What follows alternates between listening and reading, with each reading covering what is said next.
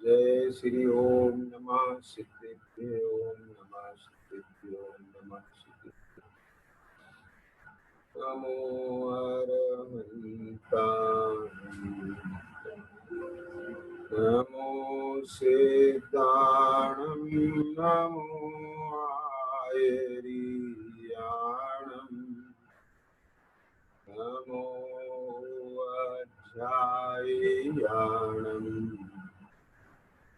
बोलो ये सब सामूनम मंगलमय मंगलकरण वीतराग विज्ञान नमो ताहि जाते भये अरहंतादिमा करि मंगल करिहु महा ग्रंथ करन के काज या ते मिले समाज सब पावे निज परिवार।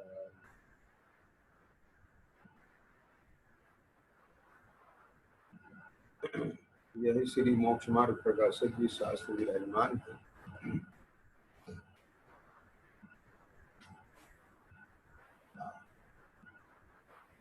मोक्ष मार्ग प्रकाशक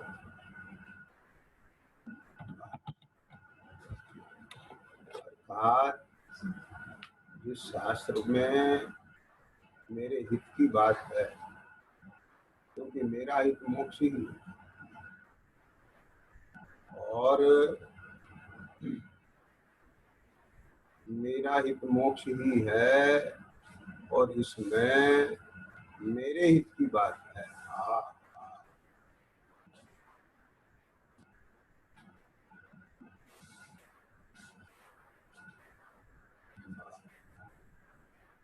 ये तो मेरे हित के मार्ग का प्रकाश करने वाला शास्त्र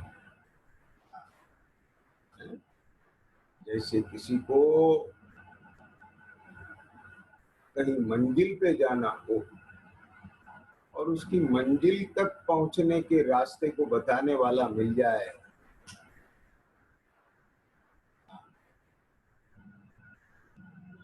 उसको कैसा हर्ष होता है। अरे भैया, वो एक कागज इसे मत खो देना, इसमें सारा हमारा अपना वो लिखा है, कैसे कैसे पहुंचना है हमको, कहाँ से कैसी गाड़ी मिलेगी, कहाँ से कहाँ पहुंचना है, ये पूरा नक्शा है हमारा। सम्मेद शिखर तक पहुंचने के लिए कैसे कैसे मार्ग है, साधन है, उसका पूरा नक्शा है ये। ऐसे ही मुक्ति का नक्शा है, मुक्ति के मार्ग को प्रकाशित करने वाला है। अरे भाई क्या बात है। तो ये ग्रंथ का नाम भी कितना अद्भुत, सुंदर, प्यारा, मोक्ष मार्ग प्रकाशक। इसमें 9वें अधिकार में मोक्ष मार्ग का स्वरूप ये प्रकरण अपन ने कल प्रारंभ किया। तो प्रश्न क्रमांक 314 पर कल ये चर्चा हुई थी कि तीनों की एकाग्रता होने पर ही मोक्ष मार्ग कहा है। इसलिए यह जानना कि तत्व श्रद्धा ज्ञान बिना तो रागादि घटाने से मोक्ष मार्ग नहीं है। समझ में आया। और रागादि घटाए बिना तत्व श्रद्धा ज्ञान से भी मोक्ष मार्ग नहीं। अर्थात ध्यान देना हो। अपन ने क्या नक्की किया था? नक्की ये किया था, तो क्या नक्की किया था कि रागादि दुख रूप है, दुख के कारण रागादि भाव है। जब दर्शन मोह है तो दर्शन मोह में इस जीव को दर्शन मोह के उदय से अपने दुख का कारण परद्रव्य भाषित होता है। स्वयं का अपना मोह राग द्वेष भाषित नहीं होता, परंतु तत्व अभ्यास के द्वारा इस जीव को जब अपने अंतर में ऐसा प्रतीति भाव आता है, अरे मैं आत्मा हूँ, आत्मा हूँ, केवल इतना नहीं कि आत्मा हूँ, पर आत्मा हूँ तो कैसा आत्मा हूँ, अरे रे रे रे रे, आत्मा हूँ अने कैसा आत्मा हूँ भाई, आत्मा का स्वरूप पूरा आत्मा, परिपूर्ण आत्मा, कैसे आत्म स्वभाव वाला आत्मा हूँ, आत्मा हूँ और मुझे रागादि नहीं करना। में आ गई, अरे आत्मा हूँ, मुझे रागादि नहीं करना, अर्थात आत्मा को राग आदि की आवश्यकता ही नहीं है, क्योंकि मैं हूं अपने में स्वयं पूर्ण। हाँ, मुझे मेरे होने के लिए, बने रहने के लिए, अपना कार्य करने के लिए किसी परद्रव की जरूरत में आ गया, ऐसा नक्की किया। मुझे राग आदि नहीं करना, ये श्रद्धान हो गया, ज्ञान हो गया, परंतु चारित्रमों के उदय से भी रागादि होते हैं, तो जहां रागादि होते हैं तो वहां अव्याकुलता है। जितने जितने अंश में रागादि है माने राग रूप वर्णमन है, तो उतना उतना राग रूप वर्णमन आकुलता रूप है। तो आत्मा का हित किसमें है? आकुलता में नहीं है ना, आत्मा का हित तो आकुलता के अभाव रूप निराकुलता में है। पर जहाँ राग का उदय है, यानी आत्मा राग रूप परिणमित है, तो उस समय आकुलता का वेदन है, ख्याल में आएगा। पर जिस काल में रागादिक भाव रूप परिणमन नहीं है, वास्तव में वह काल सम्यक दर्शन ज्ञान चारित की एकता रूप, वही मुक्ति है, निश्चय से वही मुक्ति है, मोक्ष मार्ग वही है, निश्चय मोक्ष मार्ग वही, मोक्ष का कारण, मोक्ष का कारण, अरे अद्भुत बात हो। ऐसे तीनों के मिलने पे साक्षात मोक्ष मार्ग होता है। तो वो तीनों कौन है? सम्यक दर्शन, सम्यक ज्ञान, यानी सम्यक चारित्र।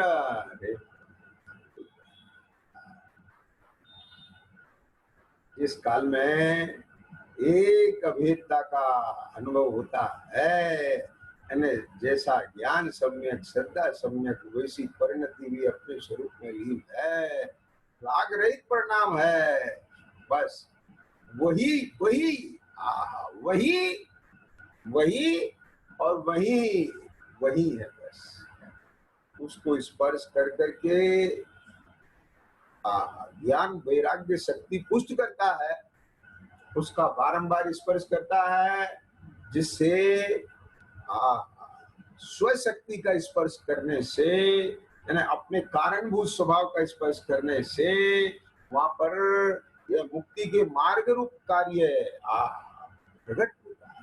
उपाय, यही उपाय है, परमात्मा से यही उपाय है।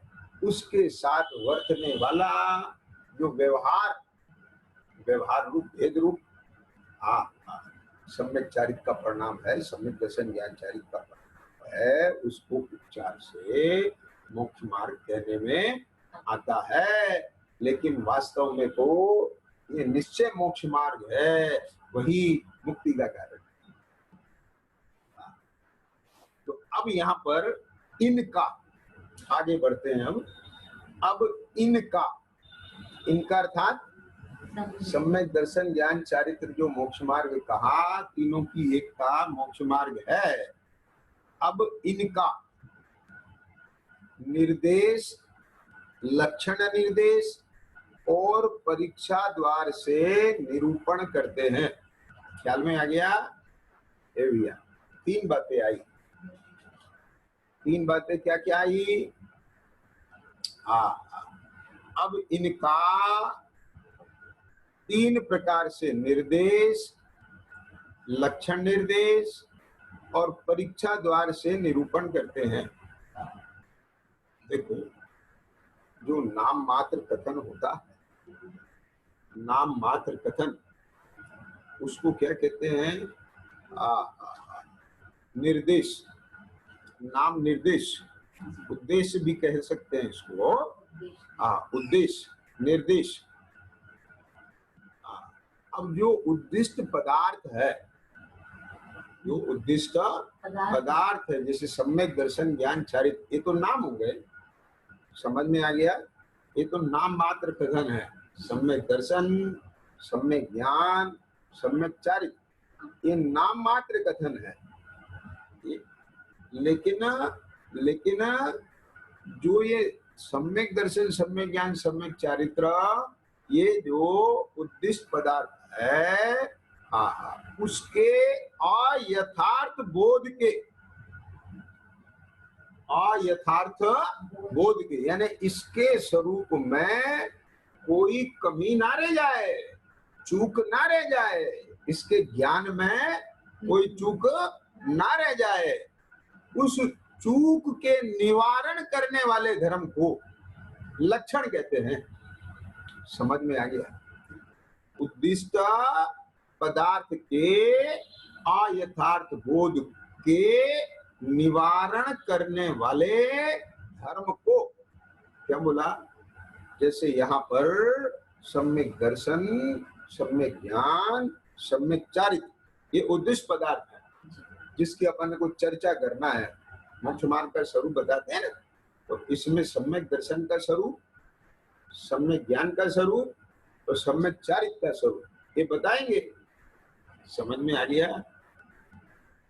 ये तो नाम मात्र कथन, ये तो हुआ निर्देश, ये तीन नाम आ गए, ये निर्देश।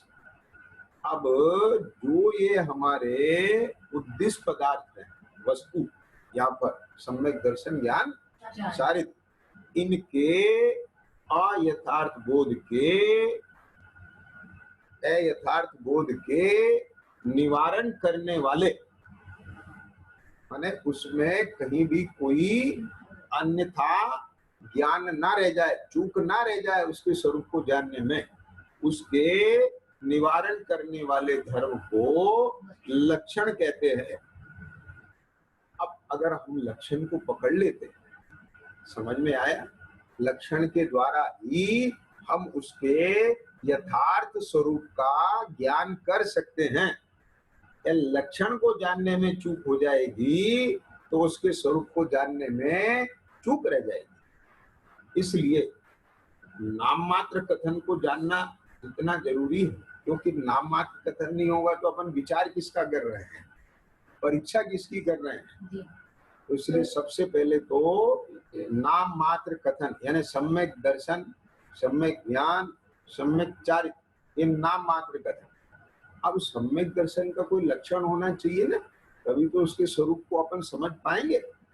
अब कोई कहने लगे ये सम्यक दर्शन होता है, तो अपन कहेंगे नहीं, ये नहीं हो सकता। तो किसके आधार पे कहेंगे ये नहीं हो सकता है? तो उसका एक अपना लक्षण होना चाहिए। तो वो उसमें है तो हम कहेंगे है, नहीं है तो ये सम्यक दर्शन नहीं है। ख्याल में आ गया ना? ऐसा जैसे मान लो चमकदार कोई कण है, चमकदार, अपन उसे देख के किसी ने कहा ये क्या है, कि ये नमक है। बोले कैसे कहते हो? ये चमकदार है। नहीं, बोले खारा है, इसलिए ये, अब कोई खारा नहीं है पर चमकदार है, तो चमकदार वैसा पाषाण का भी कण हो सकता है, नमक जैसा लगता है, मिश्री का हो सकता है, फिटकी का हो सकता है, तो कोई भी हो सकता है।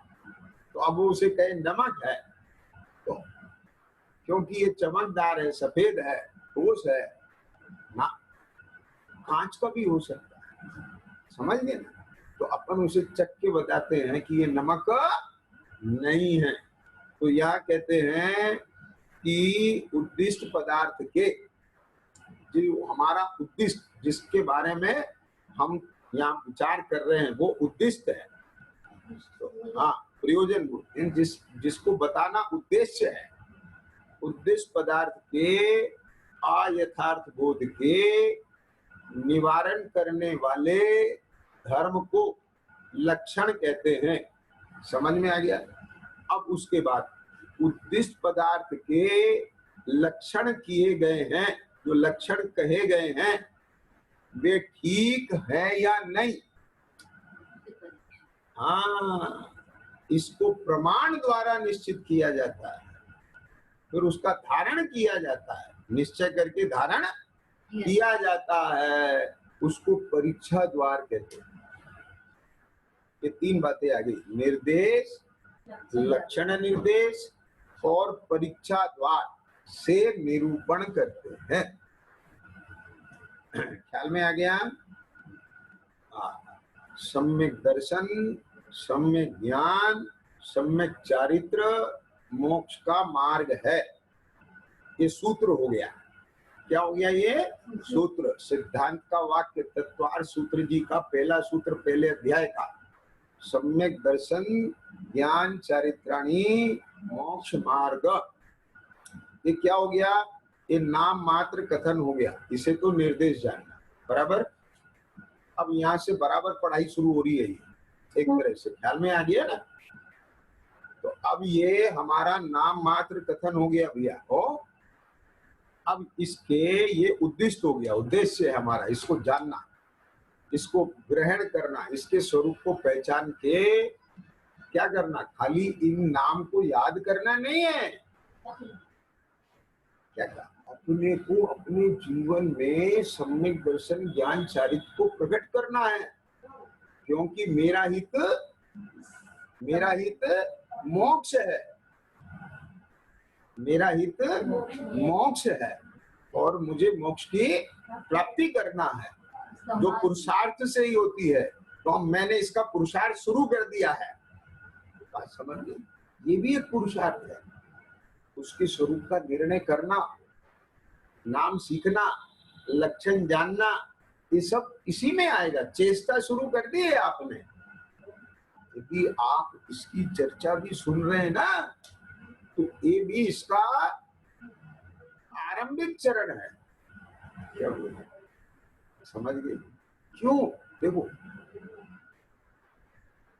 एक तो मोक्ष के लिए राज्य पाठ छोड़ा, मुनि दीक्षा अंगीकार की, समझ गए? मोक्ष के लिए की, किसने? द्रवलिंगी मुनि ने, पर मोक्ष की प्राप्ति नहीं हुई। मोक्ष के लिए की पर मोक्ष की प्राप्ति नहीं हुई। तो फिर यही 9वें अधिकार में चर्चा आई थी ना कि पुरुषार्थ तो उसने भी किया। पंडित जी ने क्या जवाब दिया? अन्यथा पुरुषार्थ से फल चाहे तो कैसे प्राप्त हो। बराबर समझ में आया? अन्यथा पुरुषार्थ से फल चाहे तो कैसे मिले। अन्यथा पुरुषार्थ क्या किया उसने? उसने प्रशस्त राग रूप प्रवर्तन किया, जिसका फल शुभ गति है, स्वर्ग आदि है, पुण्य का मुक्ति, क्योंकि मुक्ति तो वितराग भाव का फल है। समझ गए? तब उसने शास्त्र द्वारा जाना कि चारित्र अंगीकार करने से मुक्ति मिलती है, पर सम्यक चारित्र का वास्तविक स्वरूप नहीं समझा कि वितराग भाव है वो सम्यक चारित्र है। इसलिए यहाँ पर लक्षण निर्देश और परीक्षा द्वार से निरूपण करते हैं कि ताकि तेरे जानने में, यानी सम्यक दर्शन ज्ञान चारित्र का स्वरूप जानने में, उसे अंगीकार करने में कोई चूक ना रह जाए और तुझे वास्तविक फल की प्राप्ति हो। हाँ, समझ में आ गया?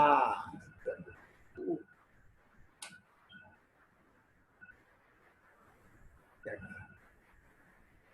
आजकल के बालकों को केवल नाम से नहीं पढ़ाते।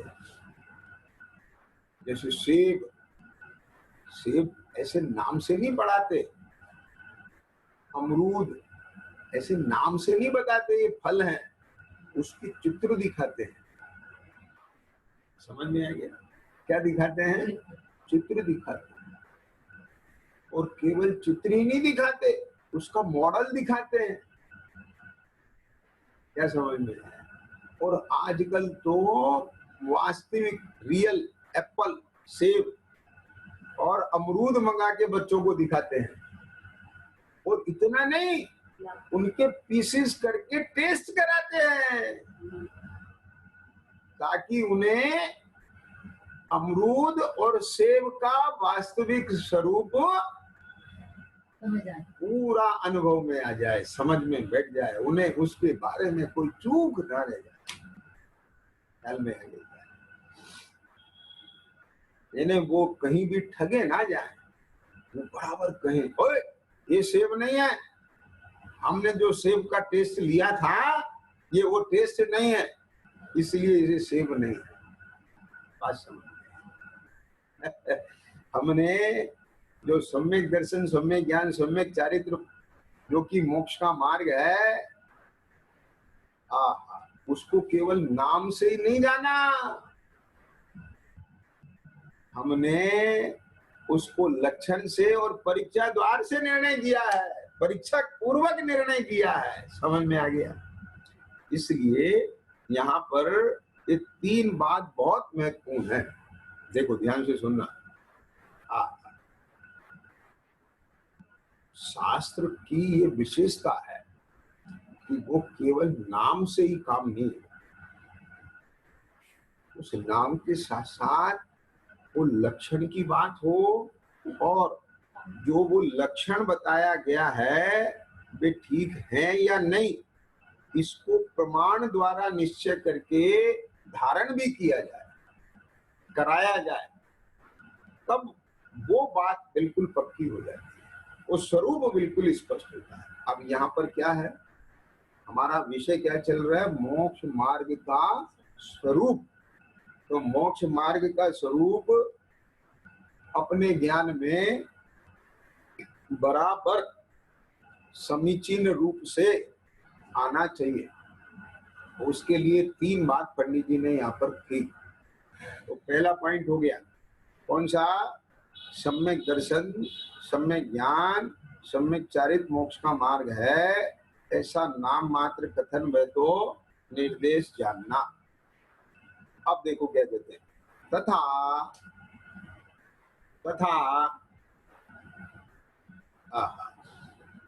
अतिव्याप्ति, अव्याप्ति, असंभव पने से रहित जो हो और जिससे इनको पहचाना जाए,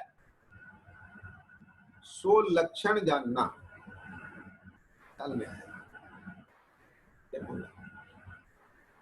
अतिव्याप्ति, अव्याप्ति, असंभव पने से रहित हो और जिससे इनको पहचाना जाए। किनको? सम्यक दर्शन। जैसे नमक को किससे पहचाना जाएगा? सफेदी से नहीं, सफेद तो मिश्री भी हो सकती है, खारेपन से, है ना? पहचाना जाए सो लक्षण जानना, उसका जो निर्देश अर्थात निरूपण, सो लक्षण निर्देश जानना। जो हम उसका निरूपण करेंगे उसे क्या जानना? लक्षण निर्देश जानना। उन लक्षण को जो बताएंगे वो क्या जानना? लक्षण निर्देश जानना। और फिर उन लक्षण को सिद्ध करना। क्या कहा? उसको धारण करना, वो क्या कहलाएगा? परीक्षा कहलाएगा।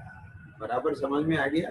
और हम इस विधि से ही इस 9वें अधिकार में सम्यक दर्शन, सम्यक ज्ञान और सम्यक चारित्र के स्वरूप की व्याख्या कर रहे हैं। आ गई समझ में? और तुम भी इसी प्रकार से अपने ज्ञान में उसका बोध लेना, स्वरूप स्पष्ट करना, ताकि उसको अंगीकार करने में कोई चूक ना रह जाए। बराबर समझ में आ गया? अब देखिए आगे बढ़ते हैं। अब यहाँ पर सवाल क्या आई? लक्षण। क्या बोला? लक्षण। तो लक्षण किसको कहते हैं? कि जिसके द्वारा पदार्थ को लक्ष्य किया जाए। क्या कहा? जिसके द्वारा पदार्थ लक्ष्य किया जाए उसको लक्षण कहते हैं। जिसके द्वारा, जिसके द्वारा, खारे के द्वारा किसे लक्ष्य किया जाएगा? तुरंत नमक को। अब जैसे मान लो आप खीर खा रहे हैं, अब खीर खाते खाते उसमें क्या स्वाद आया आपको? मीठे के साथ साथ नमक का आया। ठीक, तो आप तुरंत कहते हैं भैया क्या मैं नमक डाला है क्या? क्या कहा? समझ में आ गया है? जिसके द्वारा पदार्थ को लक्ष्य किया जाए उसे क्या कहते हैं? लक्षण कहते हैं। तो लक्षण हमारे ज्ञान में होता है तो किसको लक्ष्य कर लेते हैं तुरंत? पदार्थ को, वस्तु। बराबर, लक्षण समझ में आ गया? लक्षण की परिभाषा क्या हो गई? हाँ, यदि वो पदार्थ, वो लक्षण नहीं है तो पदार्थ भी नहीं है। क्या बोला? अब जैसे साग है, समझ गए? आपने उसे चखा और उसमें खारे का स्वाद नहीं आया, तो आप क्या कहते हैं? इसमें नमक नहीं है। बोले तुम्हें कैसे पता? तुम्हें दिख रहा है क्या इसमें? बोले पक्का नहीं है, देखो चख के। तो लक्षण यानी खारेपन का अभाव है। क्या कहा? खारेपन का अभाव है तो आप क्या कहते हैं? इसमें नमक नहीं। समझ गए?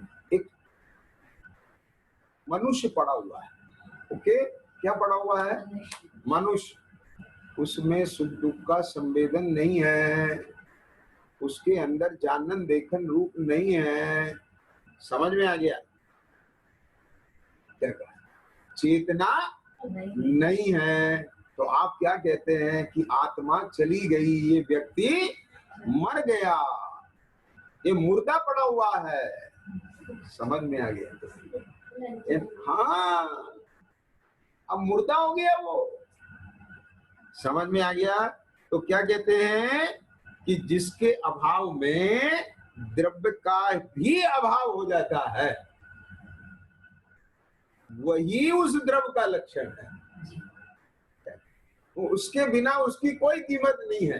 यानी खारेपन का भाव होते ही नमक का भी अभाव हो जाएगा, पर खारेपन का भाव होता ही नहीं है, क्योंकि खारेपन से रहित नमक होता ही नहीं है, और नमक का भाव खारा है। समझ में? बिना भाव का पदार्थ नहीं होता। बराबर समझ में आ गया कि नहीं आया? बिना भाव का पदार्थ नहीं होता। वो तो कैसे? जैसे नकली फूल। क्या समझ में?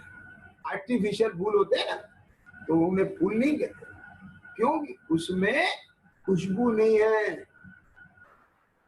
डमी कहते हैं ना, डमी। हाँ, क्योंकि उसमें चेतना नहीं है। बस ये बात तो क्लियर हो गया। लक्षण किसे कहते हैं? ठीक है? हाँ, बराबर।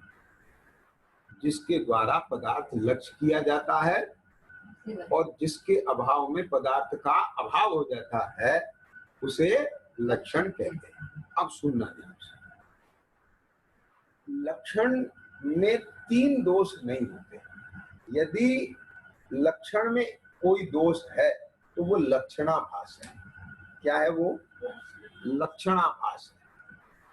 ठीक? तो लक्षणाभास है। वे 3 पॉइंट कौन कौन से हैं? देखिए यहां लिखे हैं बराबर। सदोष लक्षण को लक्षणाभास कहते हैं।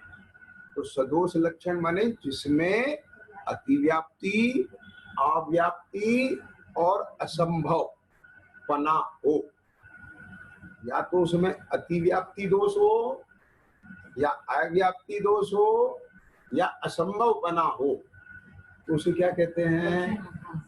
सदोष लक्षण कहते हैं।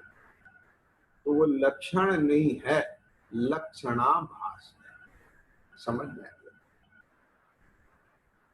तो अब देखिए अपन अब इन तीनों की व्याख्या करते हैं। पहले मैं कुछ सामान्य उदाहरणों के माध्यम से ये अतिव्याप्ति, अव्याप्ति और असंभव पने को समझाता हूँ, और फिर यहाँ शास्त्र में जो आत्मा के ऊपर घटाया है वो आपको समझना है। जैसे मान लो गाय कितने पैर वाली होती है भैया? 4 पैर वाली। तो अपन ये कहें कि 4 पैर वाला पशु गाय होता है, ठीक है? बराबर, बात तो सही है। 4 पैर वाला पशु गाय होता है, नहीं गाय के 4 पैर होते हैं, लेकिन 4 पैर वाली तो भैंस भी होती है, 4 पैर वाला तो घोड़ा भी होता है। तो ये 4 पैर गाय का लक्षण बताना ये सदोष लक्षण है, क्योंकि जिसको हम बता रहे हैं गाय, वो गाय में तो है ही वे लक्षण, लेकिन गाय के अलावा अन्य पशुओं में भी वो लक्षण पाया जाता है। समझ गए? तो 4 पैर के माध्यम से गाय की पहचान नहीं हो पाएगी।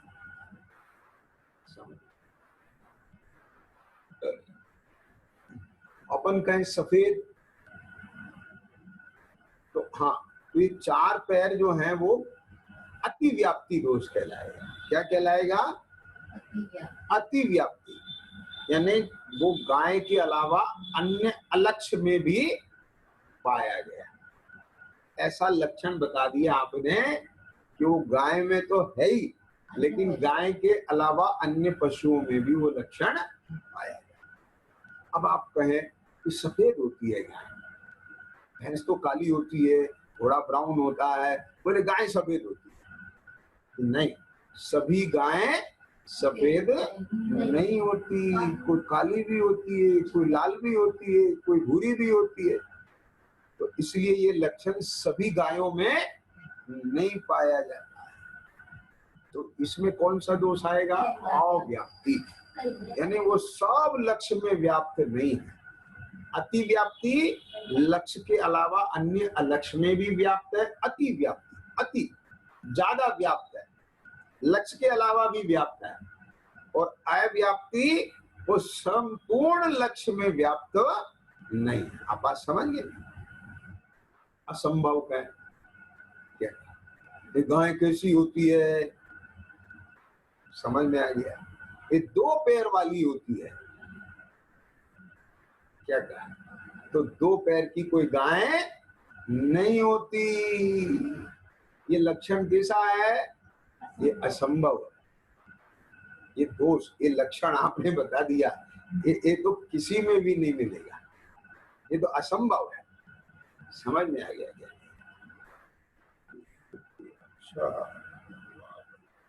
समझ। तो ये 3 शब्द आए, कौन कौन से? अतिव्याप्ति, अव्याप्ति और असंभव। नमक कैसा होता है? नमक का लक्षण बोलो। ये सफेद होता है, ये सफेद तो मिश्री भी होती है, तो सफेदी कहें तो इसमें कौन सा दोष आएगा? अतिव्याप्ति। बराबर।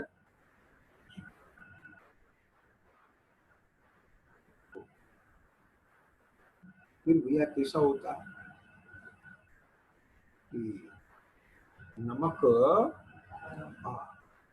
समझ ऐसी डली होता है, तो पाउडर में भी मिलता है। नमक पाउडर पीस जाए तो पाउडर हो जाता है। ये नमक कैसा होता है? ये नमक मीठा होता है। तो नमक कैसा होता है? कि खारा होता है। हाँ, चाहे वो सफेद हो, लाल हो, बहुत से नमक सेंधा नमक कैसा होता है? गुलाबी होता है, पिंक कलर का होता है, काला नमक होता है। अपन ने काले नमक का इसलिए नहीं किया, काला नमक अभक्ष होता है, ये बनाया जाता है, कृत्रिम रूप से बनाया जाता है, तो खाने योग्य नहीं है, समझ गए? तो क्या क्या बोला? खारापना, ये नमक का लक्षण, ये निर्दोष लक्षण। समझ में आ गई बात? तो ऐसे जो लक्षण संपूर्ण लक्ष्य में पाया जाए, कोई भी लक्ष्य ऐसा ना बचे जिसमें वो लक्षण व्याप्त ना हो, और लक्ष्य के अलावा किसी लक्ष्य में ना हो। समझ में आ गया? तो वो और उसमें मौजूद है ही। तो ये अति व्याप्ति, अव्याप्ति और असंभव पने से जो रहित है, जिससे इनको पहचाना जाए, उसको लक्षण जानना। निर्देश माने उसका निरूपण, सो लक्षण निर्देश जानना। अब आगे समझ में आया एक क्यों बताना चाह रहे हैं। जैसे मान लो आपने किसी को बाजार में कोई वस्तु लेने भेजा, अब उसे लक्षण का ज्ञान नहीं, समझ में आया, तो वो क्या करेगा? नारंगी की जगह क्या उठा लाएगा? संतरा उठा लाएगा, मौसमी उठा लाएगा, कुछ भी उठा लाएगा। आपने उसे नमक लेने भेजा था, मिश्री उठा लाएगा। बोले उसको दिखा दिया दूर से आपने, तो उसको ऐसे डली दिखाई ना, चमकदार उसे पदार्थ दिखा, सफेद रंग था, चमकदार थी। अब वहां जाके दुकानदार के यहाँ मिश्री की डलियां रखी थी, अब उठा लाया। क्या समझ में आ गया? लेकिन यदि उसे नमक का निर्दोष लक्षण पता है, तो वह खारे पने से चख कर क्या लेके आएगा? नमक ही लेके आएगा। क्लियर हो गई बात? हमको क्या करना है? उपाय करना है। किसका करना है? कि सम्यक दर्शन का करना है। हमको क्या करना है? सम्यक ज्ञान करना है, उसका उपाय करना है। हमको क्या करना है? हमको साधना चारित्र अंगीकार करना है, प्रकट करना है, तो उसका उपाय करना है। बात समझिए? तो यदि उपाय का ज्ञान नहीं तो उपाय कैसे करें? उसका लक्षण ही पता नहीं है तो उसको अंगीकार कैसे करेंगे? फिर तो हम सम्यक दर्शन के नाम पर किसी को भी सम्यक दर्शन मान लेंगे, सम्यक ज्ञान के नाम पर कुछ भी सम्यक ज्ञान मान लेंगे। ओके, समझ में आ रही है बात? सम्यक चारित्र के नाम पर किसी को भी सम्यक चारित्र मान लेंगे, और फिर वही होगा। हम तो ये मान लेंगे कि हमको सम्यक दर्शन, सम्यक ज्ञान, सम्यक चारित्र की प्राप्ति हो गई, लेकिन उसका फल नहीं आएगा। क्या समझ में आया? तो फिर क्या होगा? अवसर तो चला जाएगा। इसलिए पहचान पूर्वक कार्य किया जाए, और पहचान भी कैसी हो? निर्दोष हो। उसको धारण किया जाए तो नियम से उसका फल आए बिना नहीं रहेगा। आ गया समझ में बात? तो अब देखिए क्या कहते हैं। अब 314 पृष्ठ पर नीचे पढ़ता हूं भाई, ध्यान से सुनना हो। हाँ, अच्छा, हाँ देखो, मैं आपको बता दूं, सवेरे भी ये चर्चा आई थी, ख्याल में आया ना? क्या चर्चा आई थी? कि जीव का आत्मभूत लक्षण चैतन्य है, निर्दोष लक्षण। ख्याल में आ गया? अमूर्तिक नहीं, क्योंकि अमूर्तिक तो दूसरे द्रव्य भी होते हैं। ये पढ़ा था सवेरे कलश में, ठीक है? ये हमेशा एक ख्याल में रख लेना। इसके बारे में मैंने थोड़ा सा विस्तार से बता दिया, ठीक है? हाँ, बहुत बड़ा विषय है ये लक्षण का। लक्षण और लक्षणाभास, आत्मभूत लक्षण, अनात्मभूत लक्षण क्या होते हैं, ये सार रूप बता दिया जो प्रयोजन भूत है, बराबर। अब आपको ये विषय ख्याल में आ सके, इतनी चर्चा अपन ने यहाँ पर कर ली है। देखिए, अब मैं पढ़ रहा हूं 314 पेज पे, वहां जिसको पहचानना हो उसका नाम लक्ष्य है। जैसे चाचा जी को लेने के लिए स्टेशन पे जाना है ना। ये दृष्टांत तो आप लोगों को सुनाया था पहले। तो जिसको पहचानना है, अब बहुत भीड़ है वहां पर स्टेशन पर, आपको पता ही है हजारों आदमी मिलेंगे वहां, दिखाई देंगे। तो वो हजारों में से किसी को भी पकड़ के नहीं लाना है और हजारों को भी नहीं लाना है। बात समझ गए हैं?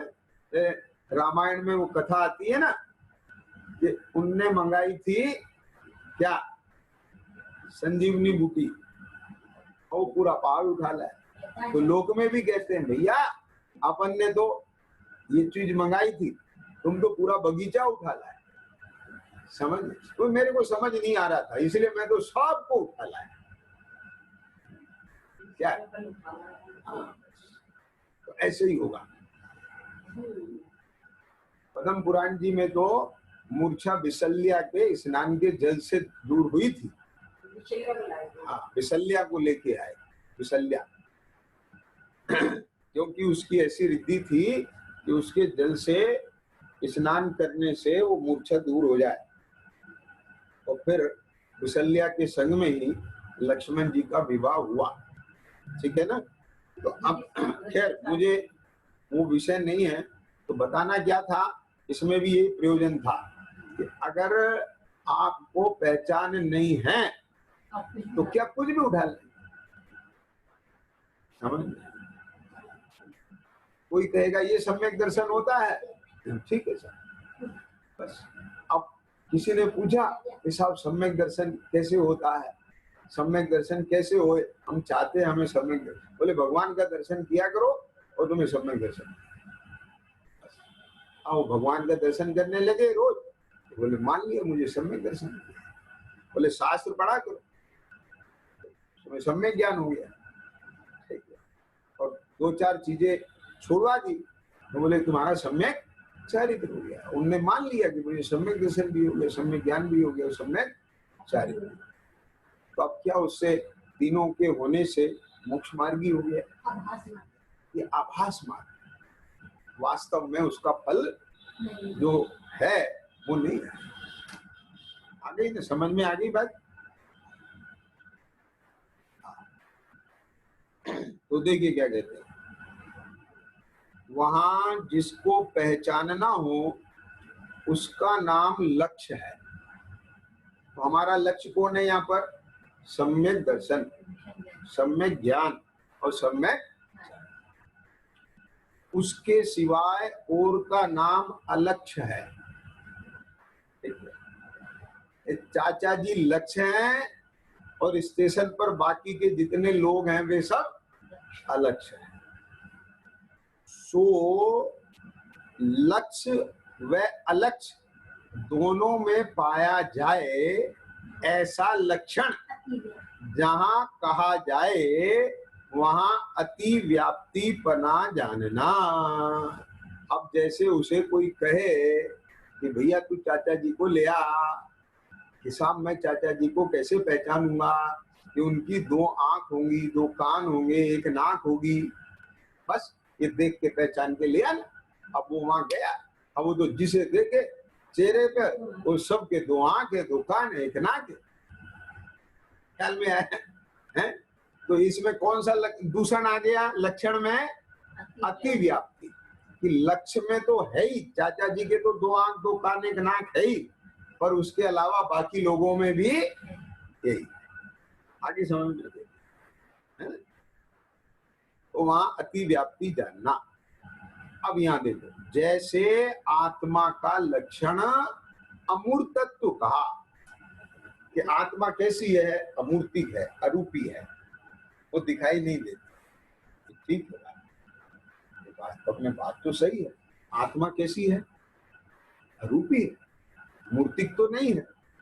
लेकिन भैया धर्म धर्म आकाश काल भी अमूर्ति का द्रव्य है। क्या समझ में आएगी? हाँ, तो आकाश आदि भी कैसे हैं? अमूर्ति है। तो इसलिए इस लक्षण में कौन सा दोष आ गया?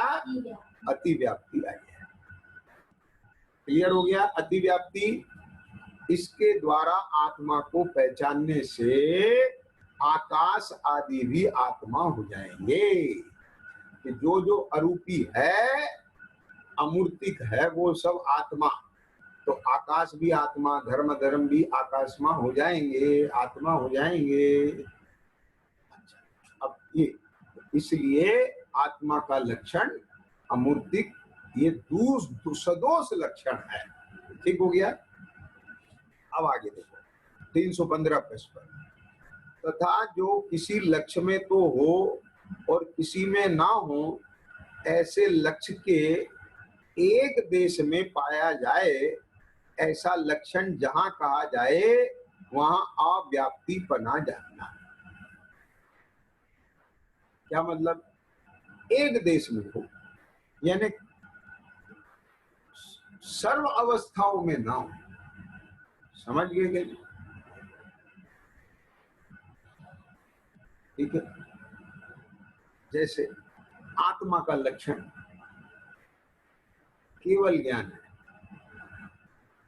तो केवल ज्ञान सभी आत्मा में तो नहीं है।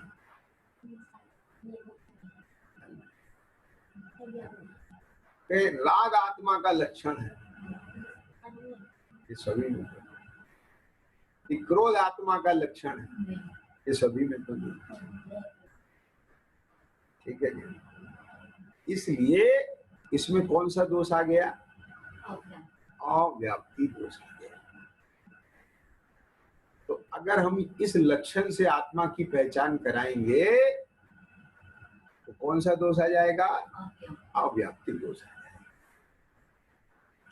जो अल्पज्ञानी है, केवल ज्ञानी नहीं है, छद्मस्त है, तो वो आत्मा सिद्ध नहीं हुआ। अब तीसरा, जो लक्ष्य में पाया ही ना जाए, ठीक है, वहां असंभव बना जाए। जैसे आत्मा का लक्षण जड़ कहा जाए तो संभव ही नहीं। कहते हैं ये तो प्रत्यक्ष आदि प्रमाण से विरुद्ध है, क्योंकि यह असंभव लक्षण है।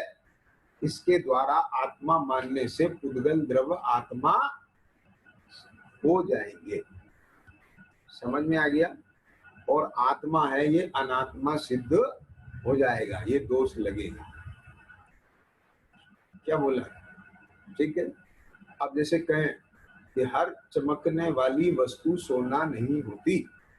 अब चमकदार पीले रंग की धातु देख के आप सोना समझ लें तो ठगे जाएंगे कि नहीं ठगे जाएंगे? यद्यपि जो सोना है वो पीला होता है, चमकदार होता है ना? लेकिन हर वस्तु सोना सोना नहीं होती। कुछ और भी धातु है, जैसे सफेद चांदी जैसी लगने वाली और भी धातु है। आगे समझ में कि नहीं आई? तो उसको विशेष लक्षण से पहचान करते हैं। तो जो लक्षण केवल स्वर्ण में ही होता है, अन्य धातु में नहीं होता, वो उसका आत्मभूत लक्षण है।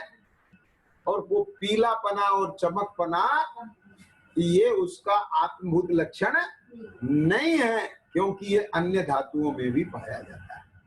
अब आगे समझ में आता है। तो आपको जैसे कोई सर्राफ है और उसे उस वस्तु के आत्मभूत लक्षण का पता नहीं है, जैसे हीरा, डायमंड। अब डायमंड के जैसे देखने वाले और जर्किन भी तो होते हैं कि नहीं होते? लेकिन हीरे की अपनी कोई पहचान होगी, वो पहचान ही तो हीरे में और जर्किन में भेद करेगी ना। अब उस पहचान की पहचान नहीं है आपको, वो लक्षण की आपको पहचान नहीं है, तो क्या होगा? आप ठगे जाएंगे। समझ में आया कि नहीं आया? क्या बोला? तो पहले तो आप कोई मोटे रूप से अगर आपको कोई काले रंग की वस्तु ले आए, गहना, तो ये तो लोहे का है भाई साहब, ये सोना होना नहीं है। लेकिन जब वो पीला दिखता है, चमकदार दिखता है, तो उतने मास से आप नहीं ले लेते, उसे कस लगाते हैं, उसमें वो रंग देखते हैं जो स्वर्ण में का आत्मभूत लक्षण। क्या कहा? अब वो लाल रंग के नग लगे हैं और कहे मैं हीरे का हार है।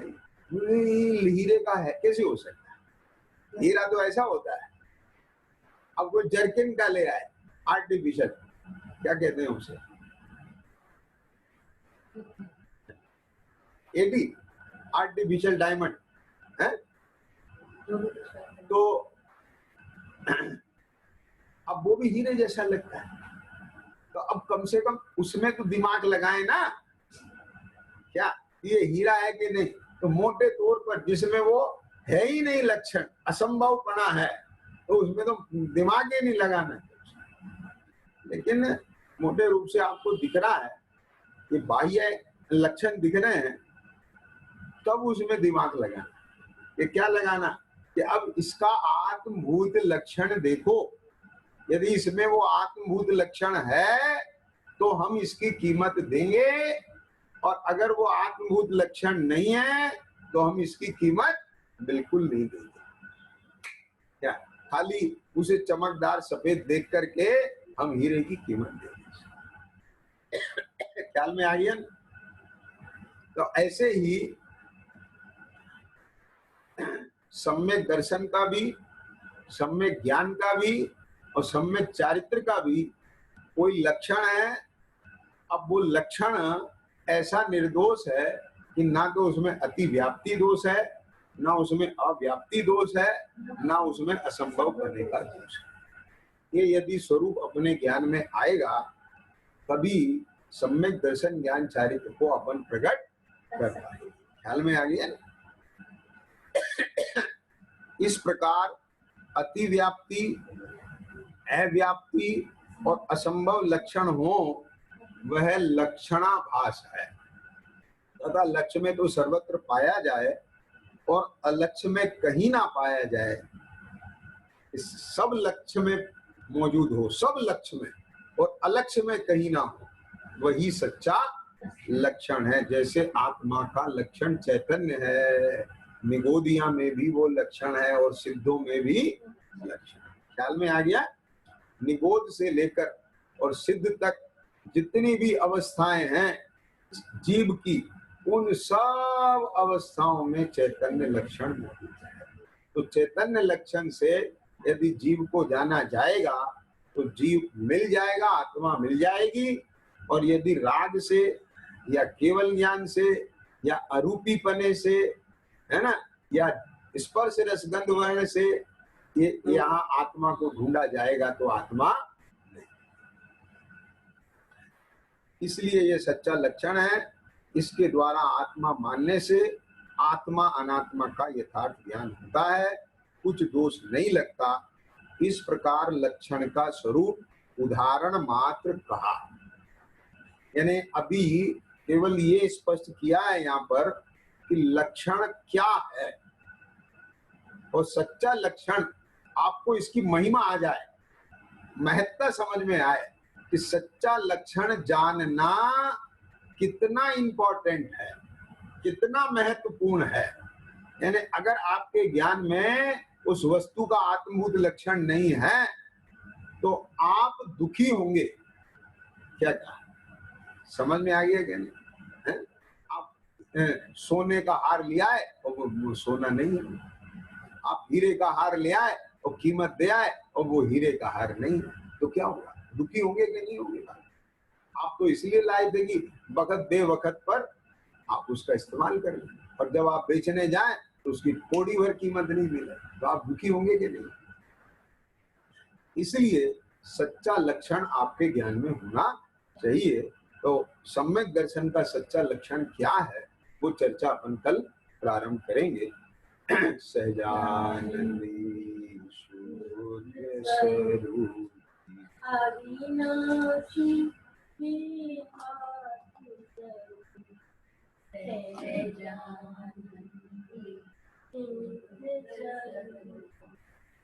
अविनाशी मैं आत्मस्वरूप सहजानंद।